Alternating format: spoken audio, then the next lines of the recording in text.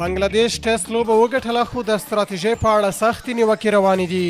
بنگلاديش د زیمبابوې پر وړاندې په دوهمه ټیسټ لوبه کې په زړه پورې بریا ترلاسه کړه، خو دې بریا د بنگلاديش د لوبې ستراتیژۍ په اړه سختې نیوکې راپارولي. تاج الاسلام د 9 وکټو سره د لوبې اتل شو، خو ځینې کارپوهان د بنگلاديش د لوبډلې ستراتیژي باندې انتقاد کوي او د بنگلاديش لوبډلې خپل درې وروستۍ وکټې بیا د پخوا په ډول وکارولې چې هدف یې د مخالفې لوبډلې لپاره ستراتیژي جوړول و. پخواني انتخاب کوونکي حبیب البشر ټینګار کړی دی چې دا ستراتیژي یوازې د لوی لوبډلو پر وړاندې کار کوي لکه استرالیا یا جنوبي افریقا، نه د ټیټو درجه بندۍ لوبډلو لکه زیمبابوې پر وړاندې. د بشر په وینا بنگلاديش باید د خپلو لوبغاړو تمرینات د بهر هیوادونو باونس لرونکو وکټو ته عیار کړي او نه دا چې خپل کورني شرایط دومره اسانه کړي. د روزونکو دفاع هم دا وایي چې د بنگلاديش چټک توپ اچوونکي د ګرمو شرایطو له امله کمزوري شوي دي او دا ستراتیژي د دې شرایطو په نظر کې نیولو سره غوره وه. که څه هم بنگلاديش ټیسټ لوبه وګټله، خو د لوبې د ستراتیژۍ په اړه نیوکې دوام لري او آیا دا ستراتیژي د بنگلاديش کرکټ لپاره پرمختګ دی یا په حقیقت کې شاته تګ؟ وخت به ځواب وایي.